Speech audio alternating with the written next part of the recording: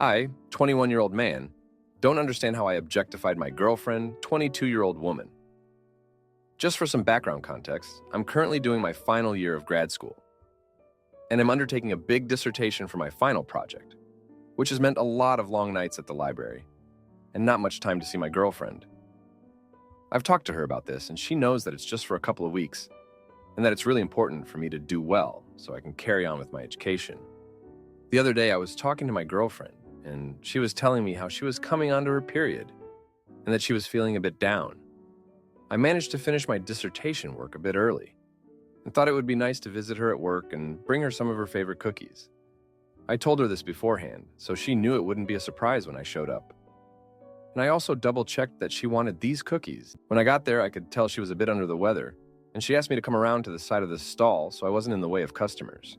She works in this little food stall. I thought I was helping her when she was passing me bottles, and I was throwing them in the bin. I just thought she looked really pretty, and I couldn't keep my eyes off of her and smiling. I hadn't seen her in person for about a week. She then started shaking her hands as if she got the yuck and started saying things like, I can't, please stop, you're making me feel really weird. She then told me to go and sit on one of the benches, so I did.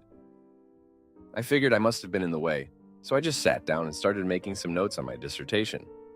She then comes over and tells me that she hates that I always stare at her in such an intimacy way and that I make her feel objectified. And I was really taken aback.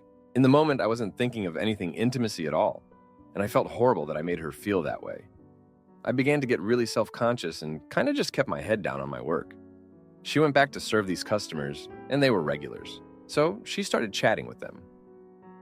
At this point, I was really getting in my own head about things, thinking. I started thinking things like, why are the regulars looking over at me? Do they think I'm looking at them in a weird way? When I look and smile at people on the street, do they think I'm looking at them sexually? And things along that line. I began to get really overwhelmed and kind of upset, so I decided to leave, since I figured my girlfriend just didn't want me there. So I said goodbye and left. After this, she sent me a bunch of texts asking why I left and saying that it's really unfair to objectify her and sexualize her, and when I don't get what I want, I just leave. It's just made me really upset because that's not at all what I meant to happen. Since then, she said I don't have the capacity to have a girlfriend while doing my dissertation. She took all of her money out of our holiday savings and said she needs some time. Although my dissertation is a really big stress for me at the moment, and I've been going to therapy over it, I don't feel like this is related. Would someone be able to tell me what I've done wrong? I'm really confused. Now, for a few comments before the update. Comment 1. These comments are extreme to me. It sounds like the setting was the problem. When you're alone together and in a good mood, making romantic googly eyes at each other is nice. That makes a person feel good. But this was an instance where she was already not feeling good, and in a place where she had to be professional and meet the needs of a bunch of strangers at the same time. She probably felt overstimulated and overwhelmed and tired, and it was not a time when staring was welcome. No one wants to feel like they're on display or being closely observed when they're in a bad mood. Since you had just done something nice for her, that adds the pressure to reciprocate and pay attention to you when she was already struggling. It just wasn't the time or place for romantic behavior, and I think that's what she meant when she said to stop objectifying her. She did not want to receive romantic attention while she was at work. Just try to read the room.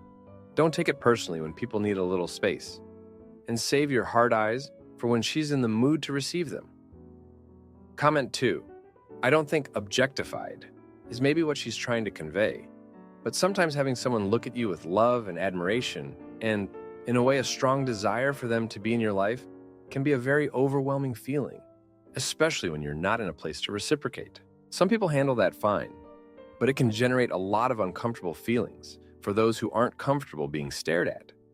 I don't think it's an inherently bad thing, and it's not objectifying in the way that the word objectify is usually used. But I think it's also normal and not necessarily bad if it makes her uncomfortable. Even though you're dating her, you still don't know 100% of what she's gone through, and chances are there is more contributing to the discomfort than what is within your control. Now for the update. Thanks for sticking around. A lot has happened since the last post. So, after my girlfriend took her money out of our holiday savings, things just spiraled. I was already stressed with my dissertation, but this, it felt like a punch in the gut. I tried to focus on my work, but my mind kept drifting back to her words, her actions, and the whole mess of a situation. Then, out of nowhere, my ex-best friend, who I haven't spoken to in years, decided to show up. He had heard about the drama through the grapevine and thought it was the perfect time to stir the pot. He went to my girlfriend and filled her head with stories about my past, how I used to be a real piece of work, and how I hadn't really changed. I couldn't believe it. This guy who betrayed me back in high school over a girl was now trying to sabotage my relationship. My girlfriend, already upset with me, took his words to heart. She confronted me, accusing me of hiding my true self from her. It was like a soap opera, with accusations flying and tears flowing. I tried to defend myself, to explain that people change, that I was not that person anymore, but she wouldn't hear it. The aftermath was brutal. She broke up with me right there, in the middle of the campus coffee shop. Everyone was watching, whispering. I felt my face burning with shame and anger, not just at my ex-friend, but at myself for letting things get this far. I thought that was the worst of it, but life had another curveball to throw. My dissertation advisor called me in for a meeting. Apparently there had been accusations of plagiarism in my work. I was dumbfounded. I had been so careful, so meticulous. But then it hit me. My ex-best friend. He had access to my work from our previous classes together. He must have submitted parts of my dissertation as his own work back then. And now it was coming back to haunt me. The university launched a full investigation.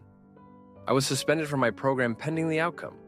My academic career, my future, it was all on the line because of a grudge from the past. I felt like I was living in a nightmare. But then something unexpected happened. My girlfriend, despite everything, came to my defense. She had seen my ex-friend bragging at a party about how he was going to take me down.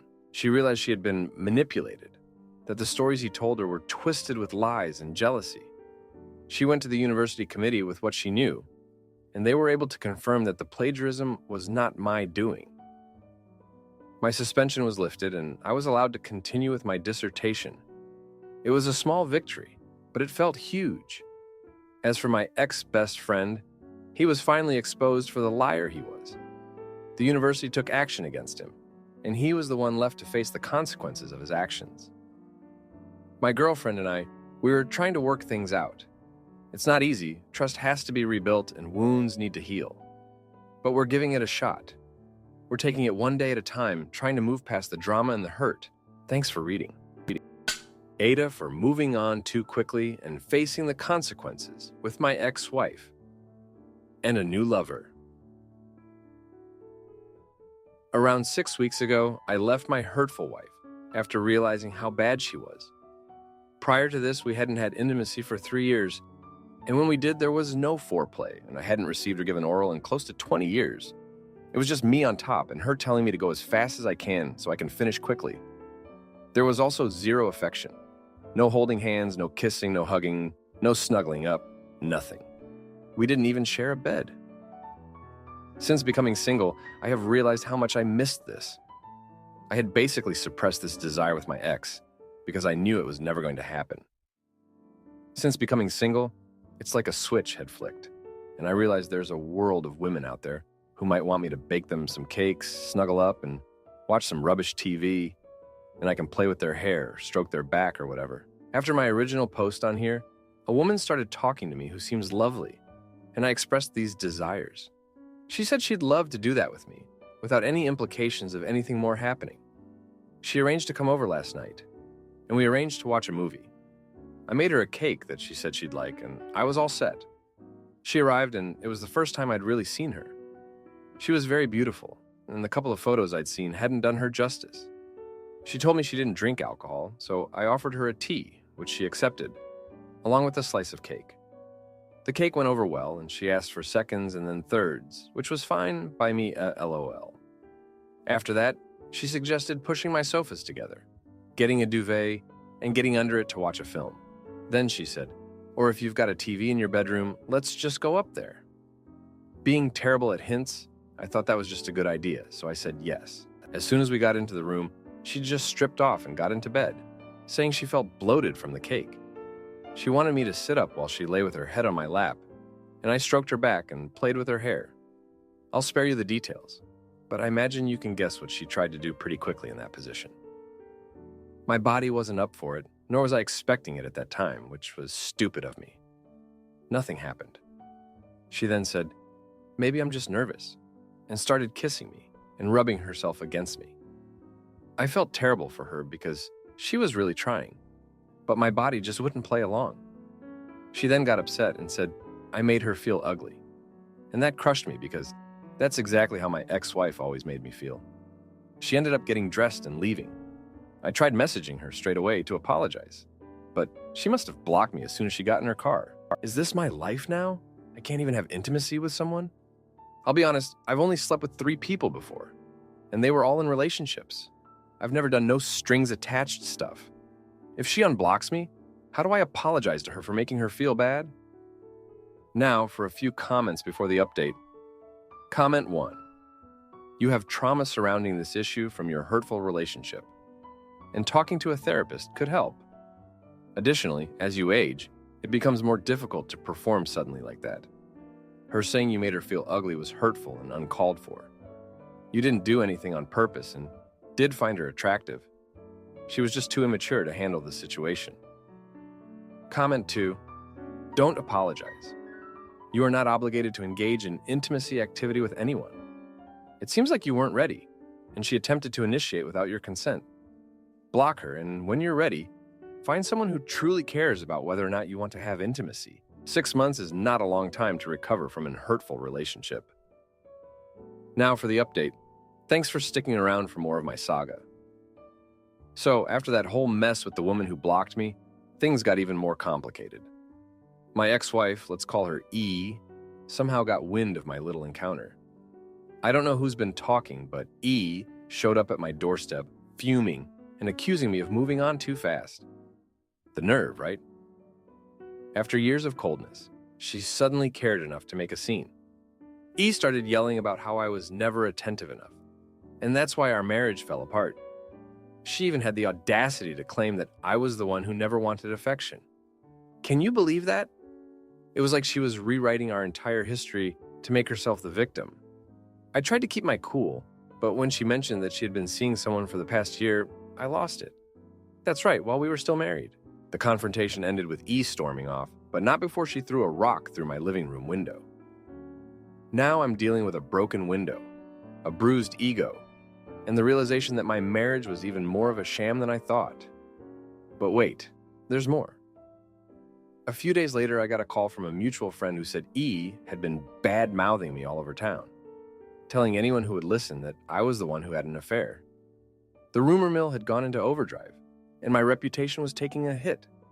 I was furious and embarrassed, but I didn't want to stoop to her level by spreading my own version of events. In the midst of all this, the woman who blocked me reached out. She apologized for her behavior, saying she was dealing with her own insecurities and didn't mean to pressure me. We agreed to meet up and talk things over. It felt like a chance to clear the air and maybe salvage a friendship.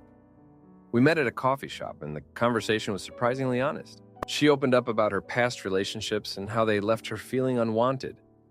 I shared my own experiences with E, and for a moment it felt like we understood each other. But then she dropped a news: she's pregnant. I nearly choked on my coffee, and she quickly assured me it wasn't mine, but the father was out of the picture, and she was scared and alone. I didn't know what to say. Here I was, trying to move on from my own mess, and now I was being pulled into someone else's drama. I offered her support as a friend, but inside, I was panicking. Was I ready to be involved in this kind of situation?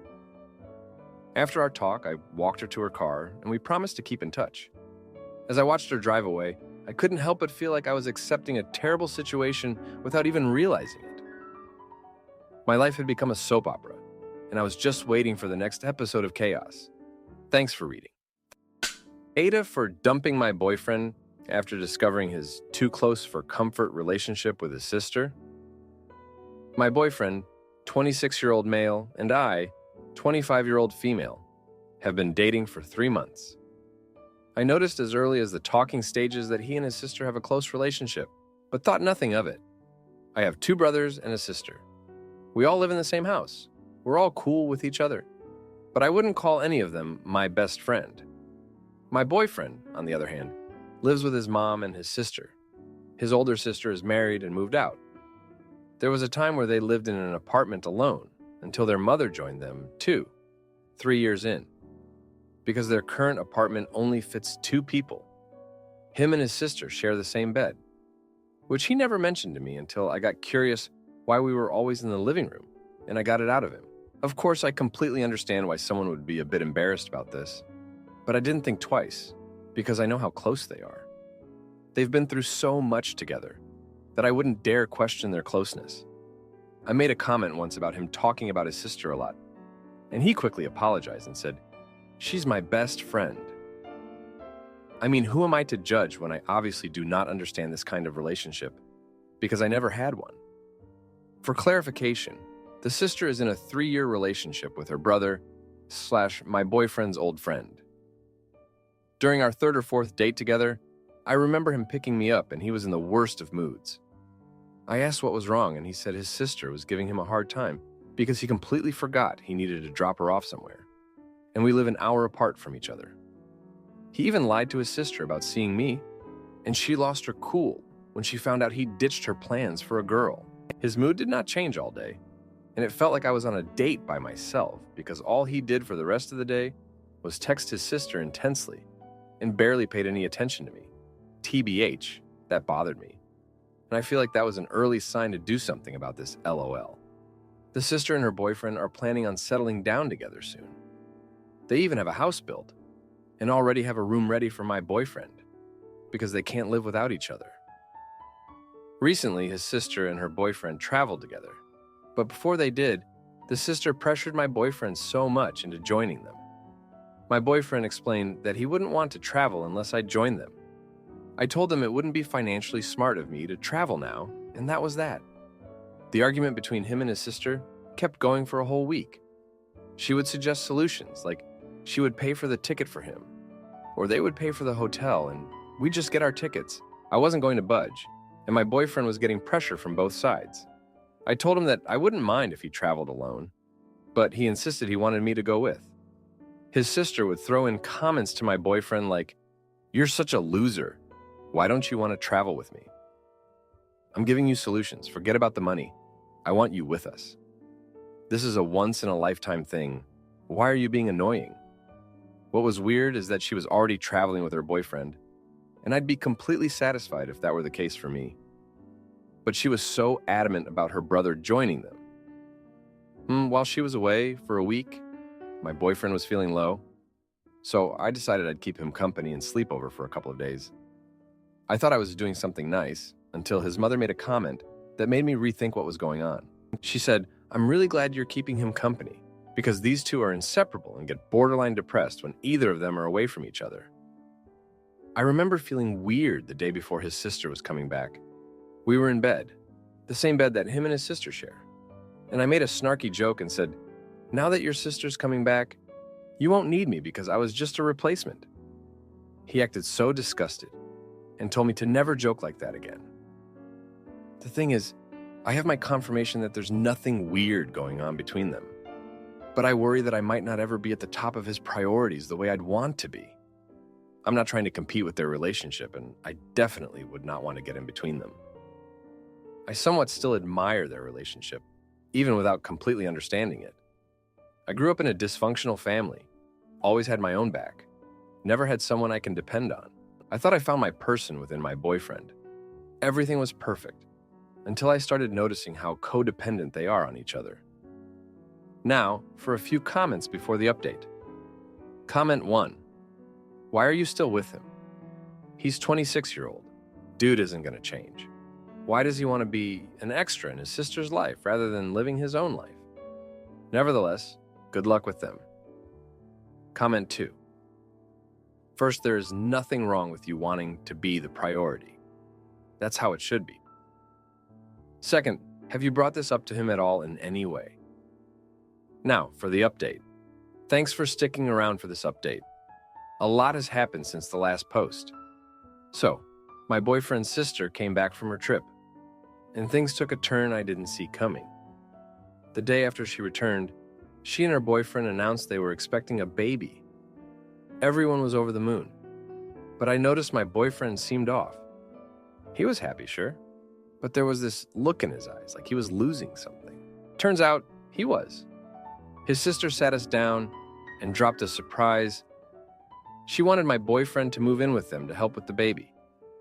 They said it was because they needed family support, but I couldn't shake the feeling that there was more to it. My boyfriend agreed without a second thought, and I felt a pang of something.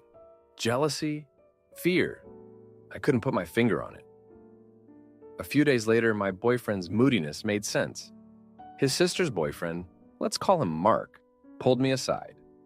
He confessed that he was feeling overwhelmed with the pregnancy and hinted that he wasn't sure if the baby was his. He suspected that my boyfriend and his sister were a little too close, and he was considering a paternity test. I was floored. My boyfriend, the guy I thought was Mr. Perfect, might have a child with his own sister. I confronted my boyfriend, and he was furious, not because of the accusation, but because I dared to question him. He stormed out, and I was left there, feeling like a fool. The next day, he apologized, and we made up, but something had shifted. I couldn't look at him the same way. Then, as if things couldn't get more complicated, Mark's suspicions were confirmed. The paternity test showed that my boyfriend was indeed the father. The fallout was catastrophic. His sister's relationship crumbled, and my boyfriend was now going to be a father in the most scandalous way possible. I was torn.